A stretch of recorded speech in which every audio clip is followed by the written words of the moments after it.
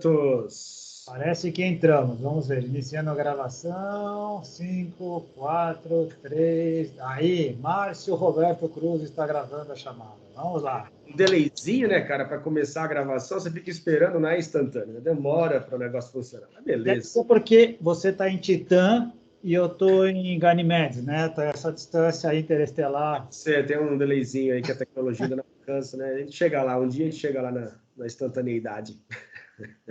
Tudo bem contigo? Tudo em paz, e aí, cara? Tudo bem também, agora com uma segunda-feira chuvosa. Vamos embora, então. Uma ótima maneira de discutir, né, alguns aspectos, né, iremos abordar hoje, que é um episódio 99, né, que é o tema contração e expansão.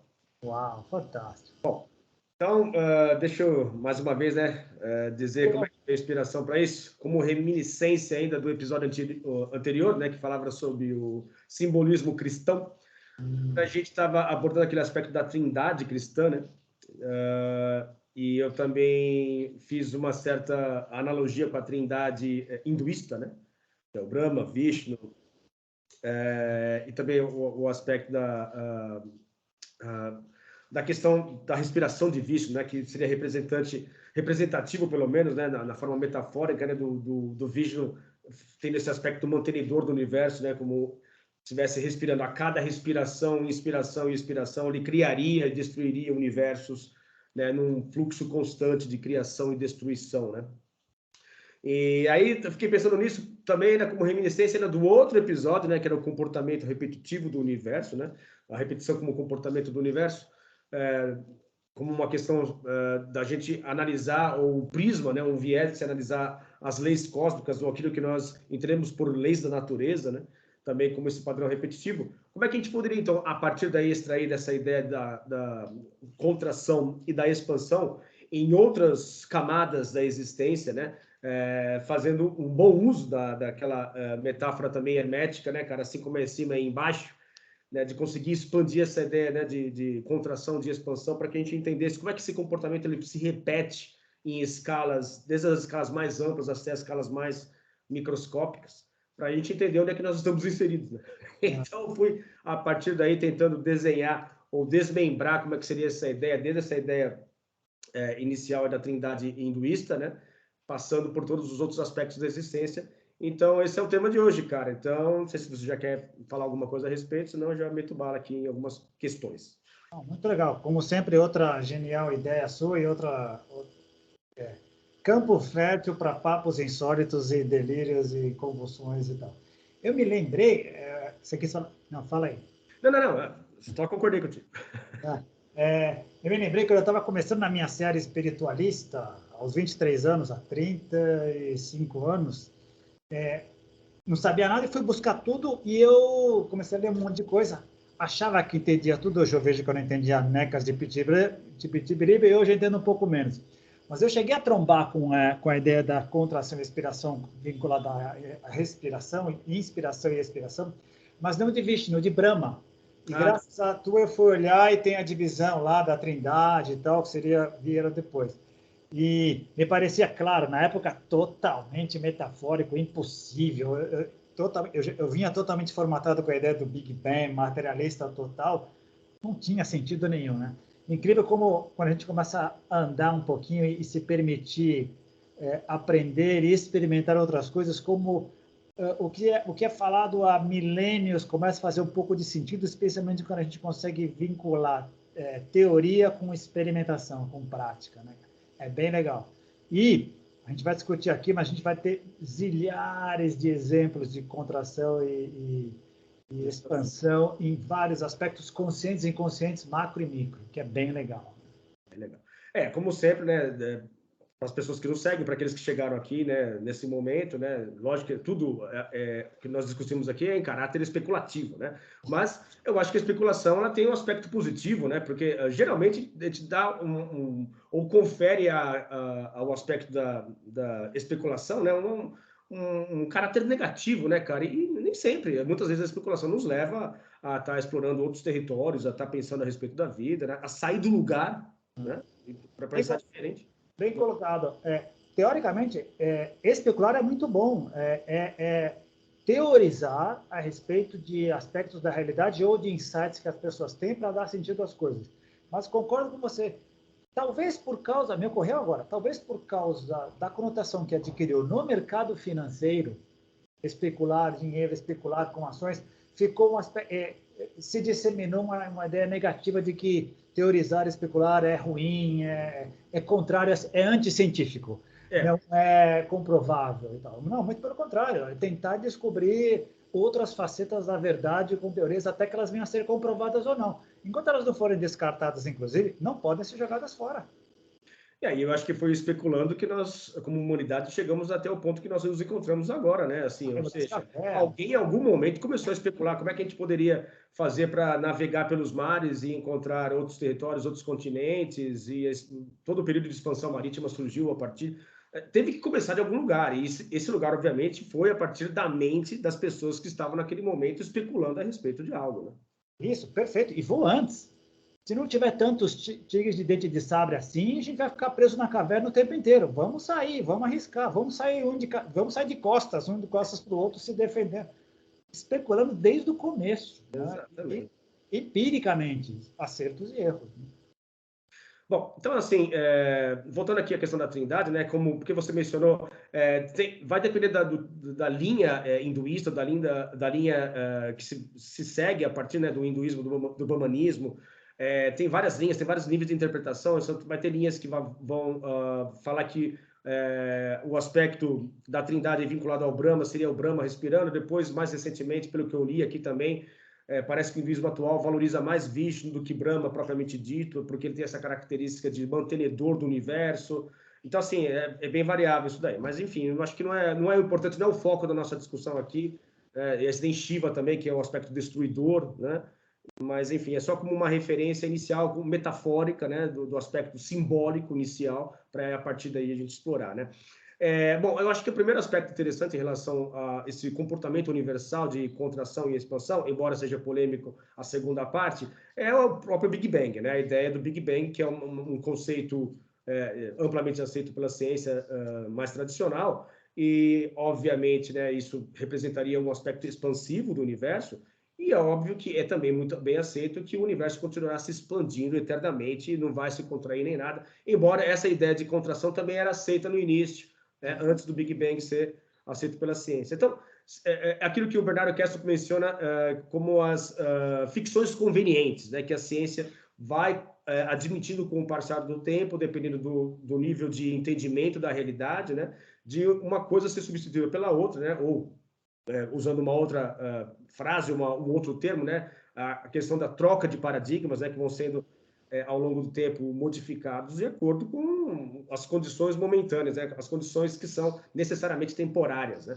Então, eu acho que a gente pode especular a respeito de que se de repente, né, o Big Bang, como a gente não consegue chegar no instante exato do Big Bang, sim, alguns momentos depois do Big Bang, né?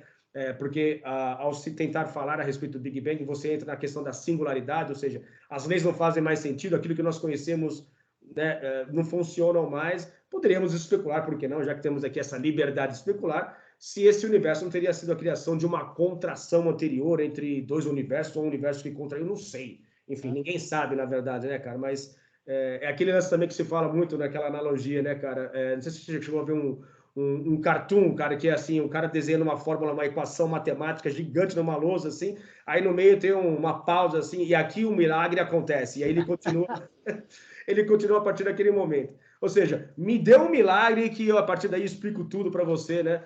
O Big Bang seria uma dessas analogias, né? Obviamente, né? Com todo o respeito à ciência que nós temos por ciência e admiração pela ciência. Né? Aliás, fazendo aqui um parênteses também, hoje, parece que vai ser hoje o lançamento daquele probe, aquela sonda DART, né? Para defletar, aquela tentativa de deflexão de um asteroide, né? Está marcada para hoje, eu acho. Para hoje, né? Bom, enfim, também é interessante, um aspecto interessante, porque por mais que algumas pessoas questionem, os dinossauros foram para o saco justamente por uma situação como essa. Pode acontecer, pode acontecer. Então, não, e reforçando o que você falou, parte da construção do pensamento e da realidade científica é especulativa. Eu especulo, quando ela é comprovada, ela se transforma em um novo paradigma, numa nova injunção de práticas. Né? E outra, para muitos cientistas, toda a energia do cosmos estava contraída assim segundos antes do Big Bang. Como se criou a palavra singularidade, mas estava tudo contraído ali. Tudo que existe agora não pode ter vindo do nada, estava ali contraído. Como é muito difícil conceber tudo isso que está aqui dentro de uma coisa que não dá para mensurar, porque teoricamente não existia espaço nem tempo. Pois é. Né? Mas supostamente estava contraído. Depois houve essa expansão e aqui estamos nós, 13,6 bilhões de anos depois, ou 16,8, dependendo da mensuração que cada um tem. Legal. Especulamos muito ainda em todos os aspectos. E aí depois a gente poderia também descer nessas camadas assim mais em escalas bem menores, né? Em relação, por exemplo, à própria mecânica das estrelas, né? O desenvolvimento das estrelas ao longo do tempo, né? As estrelas também, assim como nós, elas nascem e morrem, né? Então você tem todo um direcionamento no campo do desenvolvimento, ou na trilha do desenvolvimento das estrelas, né? Onde algumas se tornam supernovas, outras viram buracos negros, dependendo da densidade, enfim, o tamanho delas. E é muito interessante, né? Porque, assim, se você parar para pensar, a existência de uma estrela, ela transparece esse aspecto expansivo, de expansão de energia, e um buraco negro é justamente o contrário, né? Que passa a ideia de estar contraindo tudo, puxando tudo para o seu campo gravitacional, né? Numa ideia de expansão e contração que também daria um balanço para essa questão da energia, né? Que estaria em todo o campo físico, né? Mas sabe-se lá também, além do campo físico, né? Nessa consciência que estaria no substrato de toda a matéria, se isso também não estaria envolvido nesses processos, também a gente não sabe. Em qualquer aspecto. Mesmo você mencionou as estrelas. Olha os termos que a gente criou, os termos em português são iguais aos ingleses e outros idiomas. Buraco negro, gigante vermelha, anã branca. Por que gigante? Porque anã.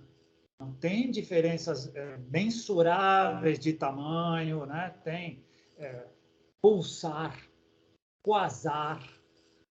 A gente está olhando coisas, dando características, observando as características que elas têm e dando um nome que se aproxime para diferenciar de outras coisas, né? Isso só estrela. Imagina o resto. Planetas, sistemas, criaturas, organismos, e aí vai embora. Não parece ter um limite muito bem definido. Mas é interessante, né? Esse comportamento que parece se espelhar e se difundir pelo universo, né? Em diferentes camadas, em diferentes escalas, mas parece ser o mesmo tipo de movimento, né, cara? Impressionante. E você vai falar isso, mas a ideia da contração e expansão, vida e morte. Vida e morte, de tudo. Nada escapa. Teoricamente, nem mesmo o universo.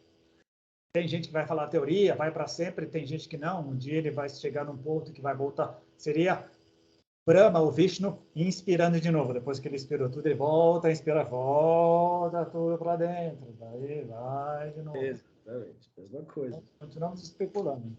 Legal. Tem também essa questão Eu ia falar isso mais para o fim, mas acho que dá para falar um pouco sobre isso agora. Que eu não sei agora quem foi que falou, eu li em algum lugar a respeito disso, da ideia da estrela, né, de ser a representação física, né, da questão do amor, da generosidade, né, e os buracos negros seriam o oposto disso, né, de você ver, ou isso representar um lado mais egoísta, né, mais puxando as coisas mais para si. Lógico que estou falando mais uma vez aqui sobre simbologia, metáforas, né, não estou falando que uma coisa é necessariamente igual a outra.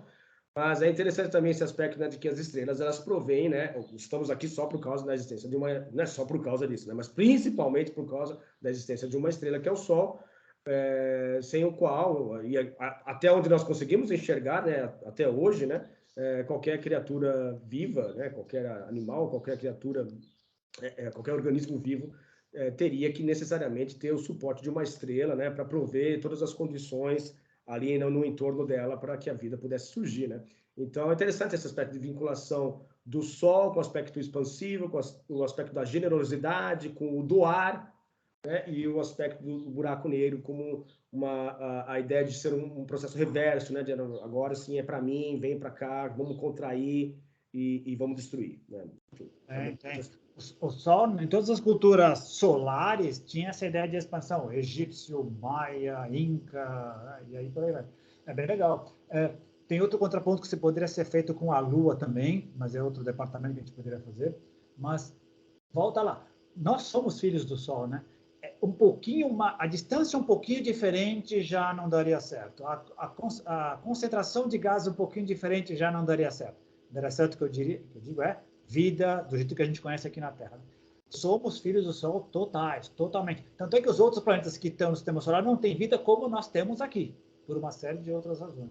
Você falar que somos um subproduto das estrelas, né? Que todos os elementos necessários à criação da vida, né, estão ali sendo produzidos pela fusão, né, que ocorre dentro do núcleo das estrelas, né? E aqui estamos nós por causa disso também, né? Então essa ideia da vida, né, da estrela representar a vida, lógico, não num primeiro momento, né, mas de dar as condições para, né, em momentos posteriores isso acontecer, é bastante interessante também. Viemos da poeira estelar e voltaremos a ser poeira estelar. Exatamente. Bom, um outro aspecto acho que é interessante também, cara, é a gente tentar, então, trazer mais para uma escala um pouco menor, né, essa ideia da contração e da expansão, vinculada ao que você mencionou, justamente aqui dentro da esfera humana. Então, se a gente for pegar, então, a crença reencarnacionista, essa ideia, né, de que você parte de um aspecto expansivo da consciência e você passa a se concentrar no aspecto mais tridimensional até o ponto de você encarnar aqui, né? Então, muitas vezes, pessoas em estados alterados de consciência ou passarem por esse processo de estarem fazendo uma regressão até a vida intrauterina, relatam essa concepção ou essa ideia de estar sendo, parece que a gente está entrando numa caixa, né? Ou entrando numa condição onde há essa ideia de contração mesmo, né? De você estar limitando os sentidos a essa questão tridimensional, né? Então, toda a ideia da passagem, né, do feto pelo ventre, né, cara, o nascimento como um aspecto restritivo da experiência humana, né? E as próprias contrações de uma mulher, né, em estado de gravidez, para que ela consiga ter o filho ali naquele momento também, essa é a ideia de você, né, passar pelo canal vaginal e nascer, né, essa ideia da expansão, que a partir daquele momento você teria uma experiência no campo físico e, teoricamente, estaria expandindo essa experiência para uma esfera completamente nova. Então, assim, é interessante esses aspectos, ainda mais, por mais que seja, né, um aspecto completamente físico e foge, né, desse aspecto mais transcendental, também tem essa ideia dessa unidade consciencial, né, ou esse núcleo de consciência que já é dissociado dessa mente universal, está passando por esse processo de contração, né, por razões que ainda não estão muito claras para nós, mas tudo parece que tem a ver com a questão da necessidade da experiência, a necessidade de tentar dar continuidade a essa questão que havíamos falado no outro episódio lá sobre a repetição como comportamento do universo, de estabilidade em um certo ambiente, em um certo campo, para que você venha, retorne aqui e dê continuidade a algo que parece ser importante de dar continuidade, né, cara? Que é a experiência aqui nesse plano, né? É bem legal. E lembrando, acho que a gente já falou sobre isso. O pessoal das grandes tradições que falam da grande cadeia do ser, que seria a grande consciência cósmica, o profundo, não dual, uma coisa só, e se desmembrando. Então, supostamente desmembraria para a alma, aí já haveria a dualidade, consciências individuais. Ela dá um passo atrás, vira a mente, dá um passo atrás, vira a vida, dá um passo atrás, vira a matéria, puf, Big Bang. Um processo de involução. A gente não tem consciência disso, só tem consciência a consciência cósmica. Aí começa o jogo para nós. A matéria, objeto de estudo da física, progride, entra na parte da vida, corpo, objeto de estudo da biologia, cresce, expande, chega na mente, objeto de estudo da psicologia, cresce, chegaria na alma, que seria o passo anterior a chegar ao espírito, que seria objeto de estudo dos teólogos, e voltaríamos a ser espírito de novo, objeto de estudo dos místicos, né? Mas o que você falou, eu acho muito legal essa parte do nascimento, porque não só contração, depois expansão. E, de novo, expansão do quê? Do corpo, claro, a criança vai nascer bebê e vai se expandir e virar um adulto. Mas para mostrar que não existe a dualidade corpo e mente, não só corpo. Como é que a gente diz que uma pessoa está crescendo espiritualmente, está crescendo? Está expandindo a sua consciência.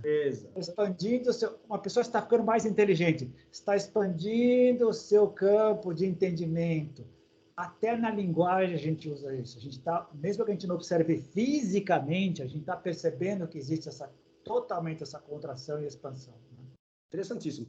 Um outro aspecto também que está vinculado a isso que você mencionou, que eu acho que eu mencionei já em alguns episódios, mas acho que é importante a gente colocar aqui de novo, que é a questão das pessoas que passam por experiências com substâncias enteógenas, né, ou psicodélicas, aí, dependendo da maneira como você encara a questão, de que você tem, em um primeiro momento, aquela sensação de diluição do ego, ou, na verdade, não é diluição do ego, na verdade, você tem uma completa destruição do ego, né, a morte literal do ego ao passar por uma experiência como essa, e de ser, em primeiro momento, uma sensação muito desesperadora. E o Bernardo Castro menciona isso em suas experiências, em um dos seus livros, que acho que, se não me engano, é Dream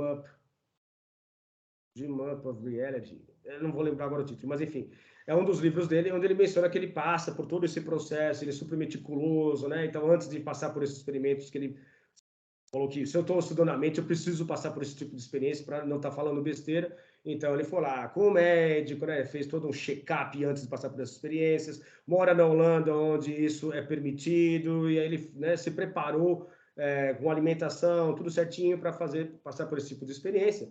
E ele menciona aqui no início, é realmente muito desesperador essa ideia de que, né, se você se identifica muito com o seu ego, você vê o seu ego ser completamente aniquilado, né? Em um primeiro momento, pessoas mais vinculadas ao ego, elas vão tender a ficarem desesperadas, né? Porque não se identificam com outros aspectos delas mesmas. Mas que depois que você se acostuma, eu não lembro quantas vezes que ele fez ele passou por esse tipo de experiência, mas ele menciona que, bom, com certeza foi mais de uma. Ele passou a não achar mais isso tão ruim, que era essa ideia, né, de que você, a partir do momento que se destrói completamente o ego, há uma expansão da consciência necessariamente e você passa a identificar com outras coisas que estão muito além daquele núcleo de individualidade que você acreditava ser você até aquele exato momento. Porém, olha que interessante, ele menciona que com o tempo, o que era mais desesperador não era a destruição do ego, mas voltar a entrar dentro daquilo que ele denominou, né, como a reconstrução do ego no processo de viagem de volta, né, para voltar de lá, que era uma sensação realmente muito restritiva, extremamente enclausurante, né, de você estar sendo, assim como ele menciona, inclusive uma metáfora que ele usa muito bem, um rolo compressor passando por cima dele e ele se sentindo extremamente preso, né, fixado a uma condição que a gente poderia até, inclusive, utilizar uma outra metáfora que a gente utiliza muito aqui, que é a ideia do cativeiro, né? Né? E de que isso seria também um aspecto de quê? Da contração, né? Da consciência dentro dessa tridimensionalidade, ou dentro desse aspecto da realidade onde ela está confinada aos 5 sentidos. Né? Então ele menciona esses dois aspectos, né? Um de expansão, no primeiro momento, com a destruição do ego, e depois na reconstrução desse ego, a sensação de contração ela é violenta.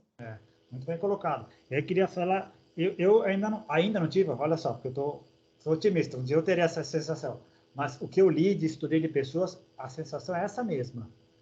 Maravilhosa a experiência da expansão, a repetição faz com que você perca o medo e entenda que esse ego primário é fundamental para essa existência aqui, mas a volta é sempre dolorida. Ela passa a ser compreendida. Para eu estar aqui, eu preciso ter isso. Mas até isso é outro aspecto das pessoas supostamente evoluídas e que caminharam espiritualmente conseguem entender. É uma parte de mim, mas eu não me identifico mais com esse ego. Ele é parte dessa existência, mas eu consigo transcender e incluir ele e viver de uma outra maneira. Mas o que você falou agora com relação ao Castro, acho que vale para todos os relatos que eu li.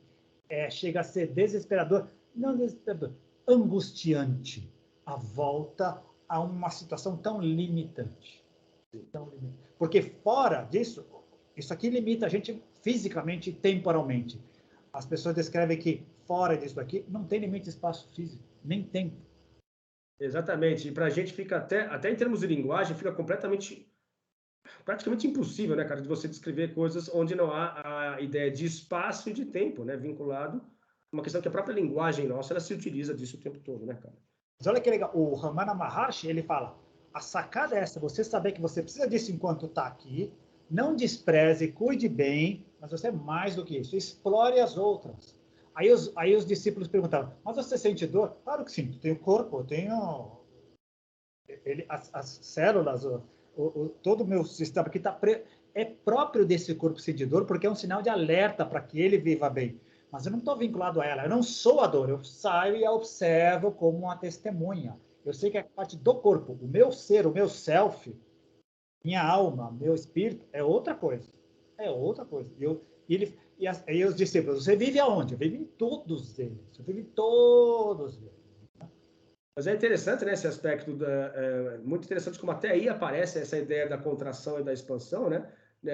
Estados expansivos de consciência, não apenas alterados de consciência, que eu acho isso, na verdade, tenta classificar um tipo de experiência, né? Existem vários, mas os estados expansivos de consciência, né, justamente por essa ideia de que você transcende o ego, você passa a fazer parte de uma mente transpessoal, né, onde há um fluxo, né, entre a sua mente e a mente transpessoal que se difunde pela natureza, né, com esse aspecto mais restritivo da contração vinculada ao ego, à individualidade no seu ponto máximo, né? E aí a gente poderia também especular, acho que é o ponto talvez agora mais interessante, a respeito das pessoas, assim, esse aspecto egoísta, né, que seria o máximo da contração, né? Assim, eu, o indivíduo no máximo da sua expressão, ao ponto disso começar a prejudicar as pessoas que estão em volta, né? Então a gente poderia começar a interpretar, e aí é um campo fértil, cara, para a gente falar a respeito do aspecto, né, dual, da questão do bem e do mal, onde, por um lado, você tem o máximo da contração, ou seja, aquela pessoa onde vai sempre privilegiar ela em detrimento dos demais, sempre, né? Ao ponto de, inclusive, destruir os outros e passar por cima dos outros, não importa.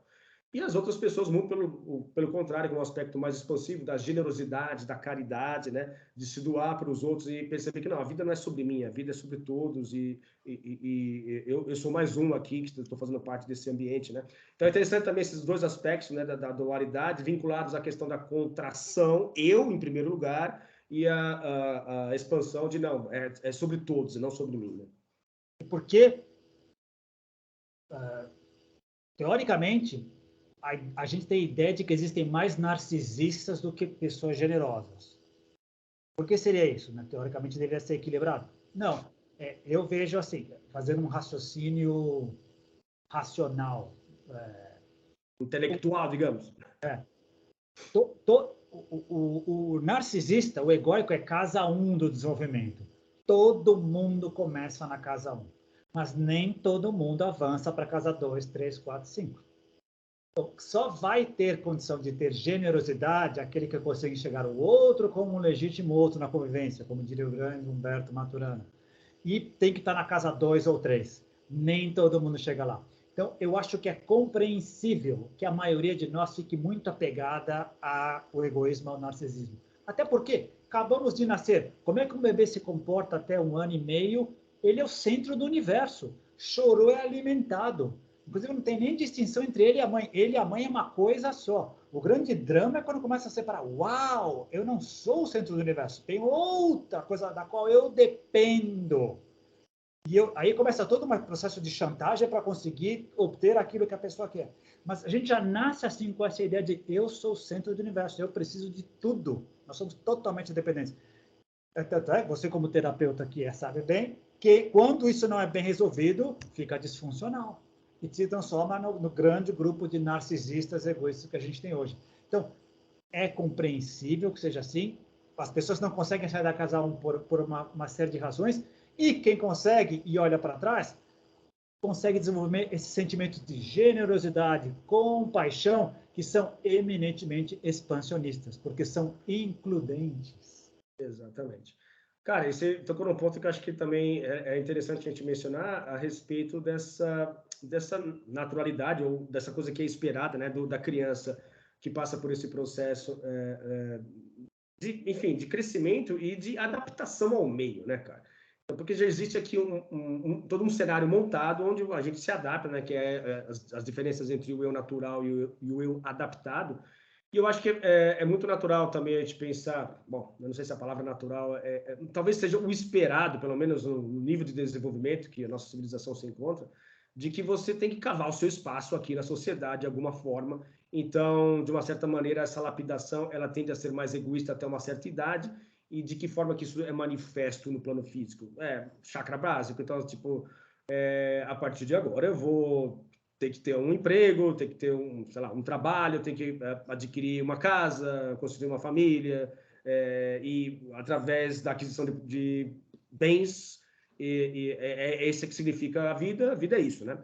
Porém, o que acontece, né, cara? A gente vai crescendo, muitas pessoas, bom, a maioria talvez não consiga isso, mas aqueles que conseguem, ainda assim, quando chega mais ou menos para o modo dos 40, né, 40 e poucos, né, a famosa crise de meia-idade, o que acontece? Parece que as regras do jogo mudam, se alteram, porque a pessoa percebe, poxa, tudo aquilo que eu pensei que me traria felicidade, eu consegui, eu conquistei, e aí eu continuo insatisfeito, eu continuo infeliz, e aí parece que esse processo que em primeiro momento era individualista, era tudo sobre o eu, o que eu consigo concentrar em mim, né, o que eu consigo trazer para mim uma forma de contração, passa a ser expansão, porque agora parece que não adianta mais, né? Eu preciso agora transcender a mim mesmo, eu preciso sair daqui, né? E buscar respostas, porque as respostas que até então a sociedade me deu, né, como a fórmula para a felicidade, não estão mais funcionando, né? E aí vem a crise da terceira idade, da meia-idade, na verdade, não a terceira idade, da meia-idade. Mas o que acontece, cara? A gente percebe que a nossa sociedade ainda continua muito imatura, né? Parece que nós somos adolescentes, né? Então você vê muitas pessoas ainda com acreditando nessas mesmas crenças, nesses mesmos sistemas de valores. Não, é só comprar mais uma casa, é só comprar mais um carro, é o próximo barco, é o próximo iate, que a felicidade virá, né? Em algum momento ela virá, e isso nunca é alcançado, né? Então a gente passa a ser uma civilização imatura ou adolescente desse ponto de vista psicológico, porque sempre tenta replicar as mesmas respostas, né? É sempre mais do mesmo, né? No intuito de proporcionar essa fórmula da felicidade para as pessoas, que a gente sabe que nesse momento da vida essas mesmas respostas não vão trazer a satisfação que nós necessitamos, né? Então, me parece que em até determinado ponto da vida o processo de contração ele é esperado, mas acho que em algum momento esse eu natural fala, não, amigo, chega agora, chegou o momento de você transcender a si próprio, né? Processo de individuação do Jung, enfim, a gente pode dar vários nomes para isso, e agora está na hora de você expandir e chega de contrair. Né? Para aqueles que conseguem identificar e dar voz e encarar, que eu acho que talvez seja uma minoria. E é muito legal que você falou, olha a nossa tentativa como sociedade, de tentar entender e tentar colocar em conceitos certos padrões de comportamento. Estava te ouvindo e é perfeito. Eu cresci com essa ideia, você também cresceu com essa ideia, e eu acho que quase todo mundo de Greenwich para cá cresceu com essa ideia. De Greenwich para lá pode ser diferente. Provavelmente é diferente. Na África é diferente, talvez sejam as tribos antigas, as culturas primevas, talvez tivesse uma coletividade diferente de lidar com as crianças e levar para frente. Mas para nós, olha só, a gente nasce totalmente dependente. O mundo somos nós, a gente quer tudo para nós, egoístas de cara. Dependendo do processo cultural, isso é reforçado. E do lado de cá, o capitalismo com C minúsculo, ele foi reforçado. A vida é competir e ter o máximo possível. Um brinquedo não satisfaz, você precisa ter 2 ou 3. Se o teu vizinho tem 4, tenha 5. Se isso vem desde o começo, a gente vai estar frustrado e, como você falou, terceirizando a felicidade em objetos, em coisas, em posses, em apego, fonte natural do sofrimento, né? Isso do lado de cá. Provavelmente do lado de lá é diferente, a cultura, porque não são tantos bens, não são tantas coisas, mas há crises de vários matizes também. Olha só que loucura.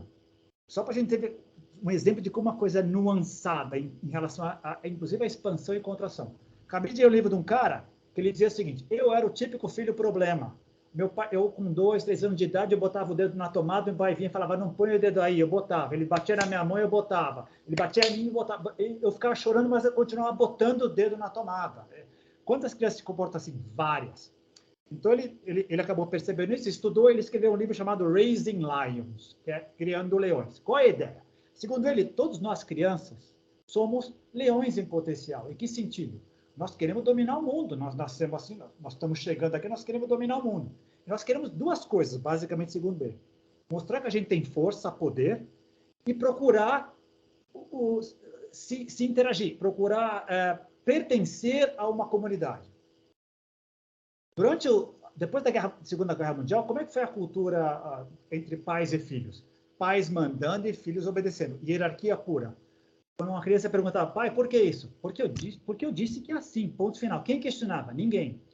Criou-se toda uma geração criada nesse sentido, e depois eles viraram pais, que é de uns 10, 20 anos para cá. Como é que essa geração está se comportando? Não, eu não quero aquilo que foi comigo, não. Eu quero liberdade total para o meu filho. Nada de censura, nada de violência, nada de nada. Esses leões, olhando os pais se comportando como cordeirinhos, o que eles fazem? Comem os pais vivos. Dá uma olhada como é que as crianças se comportam hoje em dia. Elas dominam as famílias. Elas fazem o que quiserem. Nós estamos num mundo totalmente disfuncional. De novo, contração e expansão da sociedade, contração e expansão de consciência, contração e expansão de comportamentos. Cada um tem o seu processo. O processo, as crianças hoje em dia, vai dizer não para elas. Oh, é uma crise, vai dar um tapinha. Oh, você vai chama uma polícia. Claro, o pêndulo ficou muito preso de um lado, a gente já conversou sobre isso. Quando você solta, ele vai muito preso do outro. Deve ter um meio termo aqui. É o que esse cara coloca. As crianças querem reconhecer uma outra força. Os pais têm uma autoridade para limitar. Elas não podem se expandir totalmente. Elas vão ser estragadas. A gente vira adultos estragados. Tem que ter limites. Tem que voltar atrás de vez em quando, porque não é a sua competição, é a colaboração também, senão nós não chegamos em lugar nenhum. Isso fisicamente, isso socialmente, isso espiritualmente, intelectualmente, em todas as áreas de desenvolvimento. Só um exemplo de como é. Todos nós saímos da casinha 1, mas dali por diante, dependendo da nossa cultura, a gente pode ter uma vida, chegando a um processo de individuação legal, como você falou, perceber que a vida é muito mais do que isso, como muitos de nós que estamos aqui participando. Legal, tanto é que a gente termos bacanas.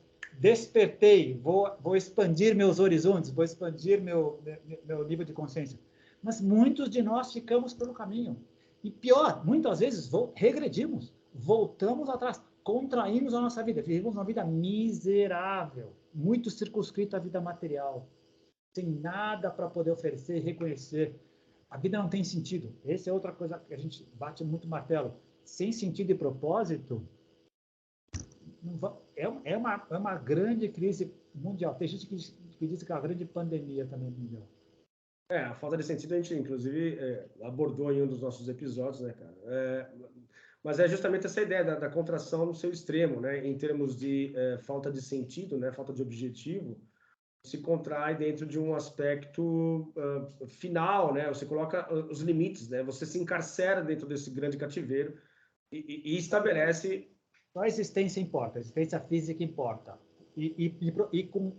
Disfarçando aquilo que também a gente já reforçou, já descobrimos, parece, que é um consenso, disfarçando o tremendo medo.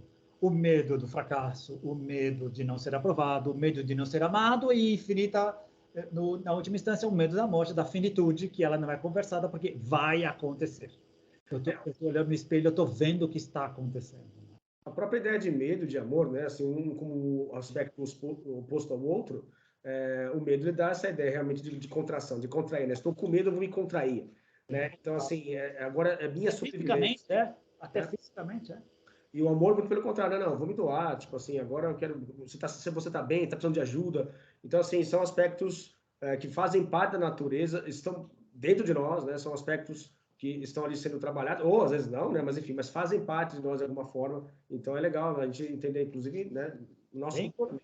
Muito bem colocado. Inclusive, tem várias armadilhazinhas que algumas pessoas usam, alguns tipos de sentimentos como amor, e basta olhar o comportamento. Se é um sentimento que quer tolher, que se disfarça de ciúme, que não quer sufocar, isso não é amor. Dá outro nome para isso aí. Amor é liberdade, amor é expansivo, amor não tem quantidade. Eu gasto tanta energia de amor para minha mãe, não sobra nada para meu pai? Não, dá para tudo. Amor dá para tudo e para todos, né? Se existe limite, dá outro nome. Dá nome de admiração, tesão, mas não chame de amor, porque não pode ser amor isso. Aí a gente entra uma outra seara, né, que é explorar as várias interpretações que as pessoas dão à palavra amor, né, cara? Deixa eu ver se tem mais algum aspecto aqui que eu poderia estar...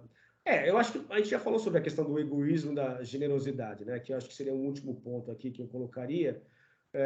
E eu acho que configura bastante também essa ideia da expansão e da contração, né? Mas eu acho que é interessante a gente passar por essa esfera onde o medo ele prevalece e justamente como que chega a ser física essa ideia da contração, né? No aspecto, né, da gente ficar contraído ali com medo, né? Restrito.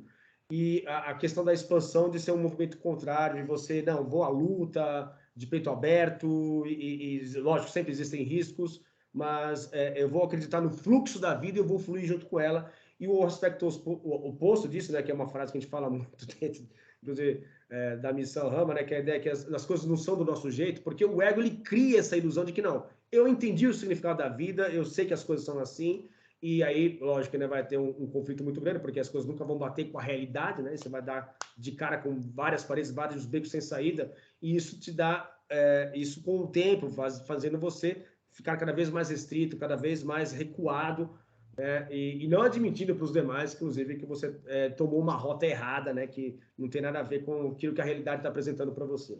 E no cerne, acho que estão duas coisas, pelo menos duas coisas. Deve ter mais, quem sou eu para dizer, limitar isso, mas tem duas coisas. O medo, que está sempre lá, e a nossa total incapacidade de viver com a dúvida. Como eu não consigo viver com a dúvida, eu crio verdades parciais que são fundamentalistas. Tem que ser assim, porque daí eu me sinto seguro. É assim. Quem não pensa assim está errado. Então, o que eu vou fazer? Eu vou procurar aqueles que pensam igual, me junto, e ali eu estou confortável. Segundo passo na escala de Maslow. Legal, pertencimento. Eu estou com a minha tribo aqui, o resto lá é inimigo. Se eles não vierem me atacar, ótimo. Se vierem, a gente vai para o pau. Mas é a primeira e segunda casinha que a maioria de nós está, 60% do planeta. De novo, é claro, os outros passos, é outro ponto que a gente conversou muito aqui. Para os outros passos, dá trabalho, requer coragem, requer circunstâncias favoráveis. Não vamos só condenar as pessoas que não conseguem andar. Tem uma série de circunstâncias aí. Requer apoio, oportunidade para poder enxergar. Muita gente não teve a chance. Né? Não, o local de nascimento, o CEP, não é determinante. Mas ele é como diz aquele famoso ditado da astrologia antiga, na época que antes, quando a astrologia e a astronomia estavam juntas, ainda na época lá dos grandes estudiosos. Os astros inclinam, mas não determinam. As condições ambientais, circunstanciais, inclinam, dão um cenário, criam o karma, mas não determinam. Dentro dessas limitações, dentro desse cativeiro, você pode se mexer. Você não pode se mexer fora, mas ali dentro pode. Agora, muitos de nós não conseguem escapar disso. A maioria de nós não consegue escapar. E engrossa as paredes do cativeiro. Quem tem ousadia e coragem em circunstâncias, faz elas dissolverem, expandem, pulam, mas a maioria de nós, até ilusórias. A gente cria barreiras ilusórias. Acho que me faz lembrar também um pouco do meu próprio processo, cara, quando eu estava muito nesse enclausuramento, uma sensação de enclausuramento que o paradigma cartesiano newtoniano me levou, né? E eu levei isso até o último extremo, até o ponto em que coisas insólitas começaram a acontecer e eu comecei a brigar com isso, né? Então, acho que a primeira reação instintiva é: isso não pode estar acontecendo, isso é uma ilusão de ótica, não é possível, isso não... e essa briga começa a acontecer, né? E aí até que você realmente cede. E eu acho que esse que é o ponto que talvez seja interessante a gente abordar a partir de agora, que é o ponto do ceder, né? Você cede às circunstâncias, você cede às evidências que estão ali demonstrando para você, cara, olha, abre os olhos, enxergue. Aquilo que até então você achava que era a única possibilidade possível, não é. Existem outras possibilidades que você não está enxergando, né? Então, o meu próprio processo, ele passa por aí, e eu acho que esse é um processo que a maioria das pessoas, sei lá, eu não sei exatamente contabilizar isso, mas muita gente passa por processos semelhantes, né, de você dar de cara com um beco sem saída ali naquele momento, e existem sinais, coisas que pontuam para você ali, de que, olha, esse muro criado aqui é a sua própria mente, é o seu próprio paradigma pessoal que te levou a se debater de frente com esse muro, mas, cara, olha para cima, olha para os lados, tem escape, né? Dá para você sair daí, né? Ou pegue o martelo e comece a bater nesse muro aí para quebrá-lo, né? Porque foi um muro que você mesmo colocou. Então, eu acho que esse aspecto ele restringe, né? Que ele é parte dessa ideia dessa contração que você criou por ilusões várias ao longo da vida. Você passa por um momento onde que você tem duas opções: ou você sucumbe e fica ali até o momento da sua morte, né? Nesse muro que você achou que, enfim, era o limite de tudo, ou você transcende, né? Que esse aspecto que eu havia mencionado para você um pouco antes aí, de transcender a si próprio e falar: não, peraí, eu vou me reinventar, e é possível entender a realidade de uma outra forma completamente diferente, e entender a mim mesmo, que talvez seja mais importante ainda, de uma outra forma, mas eu preciso ceder. Esse aspecto de você ceder, ser humilde para falar: não, realmente, eu estou enganado, eu estava enganado, e se reconhecer como uma criatura errônea, é uma criatura que comete equívocos, cara, eu acho que é o início de tudo, né? Sem isso, você não consegue sair desse lugar. Perfeito. De novo, esses 3 minutos finais aí vale a pena aí você gravar de novo, ouvir de novo, porque vale a pena. Não, você falou tudo. Inclusive, vários idiomas usam esse tipo de estrutura. Em todos os idiomas, eles usam essa ideia de ceder, do let go, do deixa fluir. Agora, requer o quê? Requer coragem, requer entendimento, requer circunstância, requer humildade, né? Mínimo de... Humildade também. É isso. E o mínimo, um nível de consciência é que eu estou pronto para dar esse salto.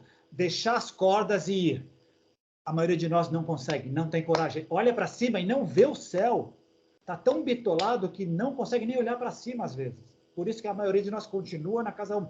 Por isso que aí também, aí geram, as crises começam a entrar num looping total. Não tem, a vida não tem sentido. A minha vida não tem sentido. Nada tem sentido. Então, já que é só isso, deixa eu viver nesse mundinho daqui de tribalístico onde eu estou, porque é só isso que faz sentido. Sabe o que é pior? O que você falou como a premissa, que é as primeiras perguntas e as primeiras auto-perguntas que a gente faz. Poxa, mas será que isso é ilusão? Será que isso é alucinação? Isso existe. Ilusões existem, alucinações existem também. Isso é que deixa o jogo mais apimentado. É preciso separar aquilo que é ilusório, que é alucinado, do que aquilo que é verdade está acontecendo e eu não tenho explicação para aquilo. Quero explorar essa realidade. Com as ferramentas que eu tenho hoje, não dá. Coloco-as do lado, busco outras para ir atrás. Isso demanda uma umidade, uma capacidade que nem todo mundo conseguiu. A gente não traz ela. Talvez elas estejam potencialmente lá dormentes, mas a gente precisa ter essa coragem, ou alguém que nos desperte. E veio agora um asterisco. Talvez essa seja uma outra interpretação para aquela ideia de quando você está preparado, o mestre vem. E o contrário, se você não tem condição de ver, o mestre pode aparecer na tua frente e você não o enxergará. Você não o verá. Porque ele não vai vir necessariamente de túnica. Exatamente. Vai vir de várias maneiras. É um livro que cai no teu colo, é um vídeo que pintou no seu e-mail, é um alô que você viu na rua. Como diz o grande Jorge Trócoli, meu grande amigo de Ramo Uruguai, o universo está falando com a gente o tempo inteiro, em vários idiomas. Sintoniza, qualquer uma, sintoniza alguma coisa, mas abra-se de novo, expanda-se, não fecha, senão você não vai entender. E pior, ele vai estar falando, você vai estar pegando ruído, e desse ruído vai criar sua melodia, toda disfuncional. E aí que não vai dar certo mesmo. Cara, mas acho que você tocou num ponto que acho que tem a ver com isso daí, que é importantíssimo, cara, que é o bom convívio com a dúvida, né, cara? Isso eu acho que traz bastante alívio para essa condição extremamente característica da crise, né, cara? De você ceder, cara, simplesmente por uma coisa que naquele momento você não tem resposta para aquilo, mas está acontecendo, né? Como experiência é real, né? Então você pode dar explicações, a explicação que você quiser para aquilo, ou o que seria mais salutar, eu não consigo explicar isso agora, vou deixar, a gente chama de na prateleira, né? Por enquanto eu não consigo explicar. Mas eu não vou negar, eu não vou dizer que não existe, não vou dizer que não está acontecendo, porque aí seria um absurdo, seria você negar as próprias evidências que estão ali na tua cara, embaixo do seu nariz, te apontando para uma direção diferente daquela, então, que você achou que pudesse existir, né, cara? Então, conviver bem com a dúvida e ter essa condição de, olha, no momento eu não tenho uma resposta adequada para isso, eu não consigo encaixar essa peça quadrada no meu buraco redondo aqui, no triangular, quadrado, seja lá o que for, mas tudo bem, eu vou esperar e no momento adequado essa resposta virá. Tá tudo certo. O problema é que em muitos aspectos da sociedade, a dúvida e o erro são mal vistos. Então, são inibidores, né? Você precisa encontrar um lugar em que seja pelo menos reconhecido, que você possa ter liberdade para poder dizer, não sei, não tenho dúvida, quero crescer. Muitos aspectos da sociedade são inibidores. Então, para muita gente não consegue nem fazer isso. Outra coisa muito interessante que você falou, que eu estava pensando agora, não entendi, tenho dúvida. Tenho vários caminhos para percorrer, mas pelo menos 2 básicos. Continuo martelando na cabeça, continuo tentando forçar a barra, continuo tentando moldar aquilo que eu estou enxergando aqui, mesmo com dúvida. Como você falou, o círculo no quadrado, ou baixo a guarda, procuro ajuda, reconheço que não sei de tudo e pago o preço para ver. Isso implica um monte de coisas. E aí que o jogo cósmico tem várias nuances. Às vezes, aí é eu especulando, às vezes a ideia está certa, mas o timing está errado. Ou está cedo ainda para você chegar lá, ou você já passou do ponto. Às vezes o timing está certo, mas você não sacou ainda. Então está tudo pronto para você chegar lá. A palestra está pronta, é você ir lá e o teu caminho vai descortinar, você não vai por uma série de coisas. Você tem várias variáveis que eu acho que é do jogo cósmico da vida que torna ele fascinante. Quantos de nós chega, putz, mas se eu tivesse visto isso antes, quem disse que a tua trajetória seria tão brilhante quanto, ou tão legal quanto fosse agora? Não dá para garantir. Isso é que é legal. Olhar no retrovisor não é nenhuma garantia. É igual investimento financeiro. Legal, só porque esse fundo bateu a inflação nos últimos 10 anos, não quer dizer que no ano que vem vai dar, né? E só para terminar, você falou das crises, né? São como se fossem pacotes, assim, crise da meia-idade, crise dos 40 e tal. Quem está num processo de desenvolvimento espiritual, mental, emocional, nas várias leis de desenvolvimento, teoricamente, e consciente, teoricamente pode fazer esse tipo de reflexão de crise anualmente, porque a pessoa vai estar diferente o tempo todo e vai estar refazendo e repensando, melhor dizendo, a sua vida o tempo todo. Porque cada ano eu trago mais bagagem. Legal. Meus objetivos ainda é o mesmo? Eu quero ainda chegar no mesmo lugar? Que ferramentas eu tenho para chegar nesse mesmo lugar? Ou será que ele mudou? Porque quem está crescendo, até o objetivo vai mudando. O conceito de felicidade muda, o conceito de crescimento muda, o conceito de... ele vai se expandindo. Exatamente, cara. E essa é uma ideia. Agora você me fez... Agora trouxe à memória um evento super antigo, cara. E o Marcos Pose, grande Marcos Pose, lá nos idos, sei lá, cara, de 95, eu não lembro exatamente quando foi, mas foi no meio da década de 90. Quando alguém perguntou para ele, cara, eu estava nesse momento, eu me lembro, e até hoje eu não esqueço nunca mais o que ele falou, cara, que é, como é que a gente sabe que que estamos no caminho certo, né? Como é que a gente tem essa ideia de que a gente está trilhando para um norte promissor, né? E ele fala, olha, cara, é muito simples, se as portas estão fechando, é porque você está indo para o lugar errado. Se o caminho está abrindo, está se expandindo, né? A coisa está ampliando, é porque está no caminho certo, né? E, cara, ele tem tudo a ver com o nosso papo aqui hoje, cara. A questão da contração e da expansão tem justamente a ver com isso. Se as oportunidades estão sendo cada vez mais restritas, cara, você está fazendo tudo errado. Agora, se muito pelo contrário as coisas estão sendo ampliadas, é porque está tudo certo. E quantos de nós estão estilo Indiana Jones, a porta está fechando lá embaixo, ele escorrega na primeira, aí ele vê outra, ele escorrega na segunda, a terceira deixa um braço lá atrás e está achando que está tudo bem, não está percebendo que está tudo se fechando, é o universo dando essa ideia. Por outro lado, quem tá no caminho, e a ideia acho que é Francisco Machado, né, que disse, caminhante, não existe caminho, você faz o caminho na caminhada, isto é, se você tá fazendo o seu caminho e as portas estão abrindo, vai, esse é o guia me falou em 1996, cara, você foi treinado, vai. E aí depois a gente vai acertando no caminho, cria o seu caminho. Essa é outra coisa, como a gente tem dúvida, como a gente cresce de baixo para cima, a gente tende a seguir caminhos já percorridos, porque são mais seguros, menos arriscados. Mas chega um momento, aqueles que crescem, puxa, mas espera aí, eu sou o caminho, eu sou o meu cosmos, eu tenho uma encarnação para justificar, deixa eu segui-lo. As portas estão abrindo, vai, faça a tua trilha. Porque, como disse o grande Ricardo Gonzalez, somos todos afluentes que vamos desembocar no mesmo oceano lá na frente. O profundo está esperando que todos os afluentes singrem integralmente para formar um oceano mais diverso possível, para que ele seja mais colorido possível. E uma outra ideia também, cara, que também pode ser encaixada aqui na metáfora da contração e da expansão, é essa questão desse caminho individual, né, que é intransferível, obviamente, mas em determinado momento, né, ao se deparar com tantos becos sem saída, você fala assim, peraí, eu sozinho não estou conseguindo chegar onde eu quero, agora acho que eu preciso abrir mão dessa individualidade e buscar a minha sanga, buscar um grupo de pessoas que me ajudem a sair desse beco sem saída, né?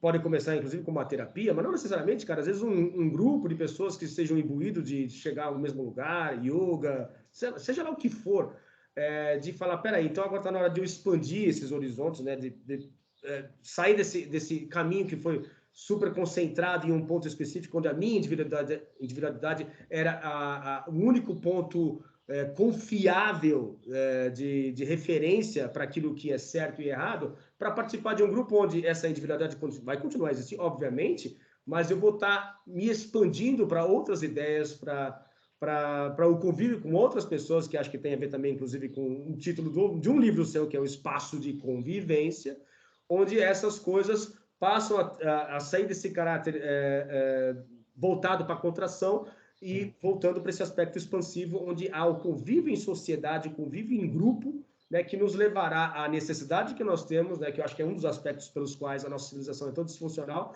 dessa percepção de que apenas a cooperação nos levará a um outro patamar de sociedade necessária para que a gente sobreviva a nós mesmos. Né? Beleza, exatamente. E você me fez lembrar uma coisa, na cadeia do ser, quando o profundo, a consciência cósmica volta, se desmembra até o Big Bang e a gente começa a ir para frente, quando a gente começa a caminhar espiritualmente, começa a perceber que estamos expandindo o nosso estado de consciência, a gente começa a ver, legal, eu estou caminhando em direção à minha fonte original. No começo é individual. Aí, dependendo do meu nível, eu começo a perceber, a jornada é minha, que eu faço, mas eu não vou sozinho.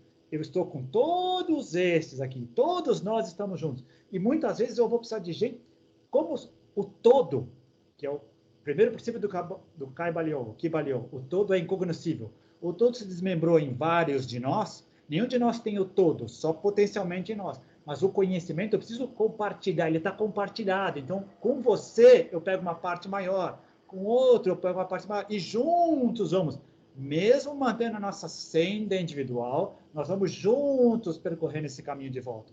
Aquela brincadeira que a gente fala sempre aqui. Ou passamos todos pelo portão, ou não vai dar. Então, até por um gesto de compaixão, nós vamos ter que voltar para trás e pegar o último vagão e trazer todo mundo no último vagão. Mesmo eles nos cuspindo, nos xingando, reagindo, faz parte do nosso entendimento. Nós que parecem prepotentes, mas nós que não estamos mais na casinha 1, olhamos e já estivemos lá, vamos com a gente. Essa é a ideia, vamos todos juntos, cada um com a sua... E facilitando o caminho para os demais. E mesmo o processo, agora pensando aqui, ouvindo você falar, também me veio à mente que esse processo de individuação do Jung, né, que é você integrar outras partes do seu ser, né, você dar mais ouvidos ao seu eu natural, que é você, mas que você não dá atenção, porque o seu foco está voltado justamente apenas pelo o aspecto do ego, né, é um processo de expansão também, né? Ou seja, a contração foi o máximo do ponto em que você chegou da infelicidade, né, no ápice, né, daquilo que você achou que levaria você à felicidade e você reconhecer que, puxa, tudo que eu achava que me levaria a esse caminho da felicidade não deu certo, de você se abrir para outros horizontes, falar, não, mas então eu sou mais do que isso, eu posso transcender a mim mesmo e reintegrar essas partes que eu desconheço em mim, como um processo inverso, que é o processo de expansão, né, cara? É impressionante que até nisso você consegue aplicar. É sempre como... de novo, como diz o pessoal do teoria integral, é tudo uma questão de perspectiva. O universo é feito de perspectivas. Um exemplo, você falou agora, a pessoa está vendo, ela está vendo que as portas estão se fechando, chega no banco sem saída, alguma coisa está muito errada, deixa eu voltar para trás e refazer. Muitas pessoas vão ver de outra maneira. Não, está todo mundo contra mim. Eu estou certo, está todo mundo contra mim. O mundo é agressivo contra mim, então vou lutar contra isso. Não vai nem perceber que ela precisa mudar. Exato. O mundo precisa mudar? Sim, mas cada um de nós precisa mudar, porque nada está parado.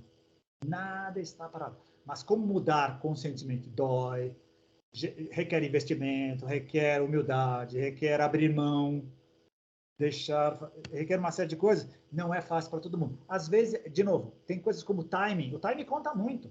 Você precisa estar... tem que uma série de coisas, como diria o grande Luiz Tadashi, ele adora esse verbo. Muitas coisas têm que conjuminar para que a coisa consiga florescer. Juntar para depois expandir de novo. E tem também não vai dar tempo, infelizmente, cara, mas assim, é uma questão interessante que seria o aspecto das premissas, né? Muitas vezes esse timing que você mencionou, da nossa incapacidade, naquele momento está vendo o que está de fato acontecendo, é uma colisão de frente com as nossas premissas. As nossas premissas não deixam que aquele aspecto que traz a novidade, que traz a mudança para nós, seja reconhecido como benéfico. Então, você tende a rechaçar, né? E falar, não, eu vou continuar na minha senda individual aqui porque eu vou confiar em mim, não naquilo que você está me falando, que não tem cabimento algum, porque as minhas premissas não batem com aquilo que você está falando para mim nesse exato momento. Né? Exato, nem colocar. Também, mais uma vez, a questão da contração e da expansão, né? Voltada para quê? Para as minhas premissas, para as minhas ideias. As suas ideias não têm nada a ver comigo, né? Eu sou individualista, acredito que a minha senda individual é o único caminho, a única resposta, e isso ser, né, um aspecto representativo da contração, ao passo que ao abrir os meus ouvidos, a minha mente, né, e a minha consciência para aquilo que as outras pessoas podem sugerir, ou para a ajuda que as outras pessoas podem representar, ser um aspecto expansivo, e isso me levar a um processo de transformação a partir daquele momento. Genial, cara, genial. Você me fez lembrar agora, eu tenho um livro que tem várias citações todos os dias, e a de hoje é da Marie Curie, a única mulher que tem prêmio Nobel de Física e Química, né? Que tem a ver com isso. Ela diz: as coisas da vida não existem para serem temidas, mas sim para serem entendidas. Se eu temo, eu contraio. Se eu entendo, eu expando. Olha, que legal, cara. Não conhecia essa frase, não. Muito legal. Nossa, não é bem sacada? Lógico que é. E terminou bem, né? Terminamos aqui 1 horinha certinha. Essa frase é sensacional, cara. Que legal. O timing, certo? É o timing dos dizeres, está na hora de acabar. Cara, que pena, mas enfim, valeu a pena, vai. Valeu. Como sempre. Então, eu agradeço mais uma vez a sua participação, sempre muito bem-vinda, super, enfim, impecável, como sempre. E a gente se vê no próximo episódio de Contatos Insólitos. Só aproveito para perguntar, né? Perguntar não, pedir para as pessoas, né? Seguirem a gente no canal, darem um like no vídeo, fazerem seus comentários. E é isso aí, cara. Até a próxima segunda com mais um episódio de Contatos Insólitos. Um grande abraço. Valeu, Roberto. Grande abraço. Até mais. Tchau, tchau. Tchau.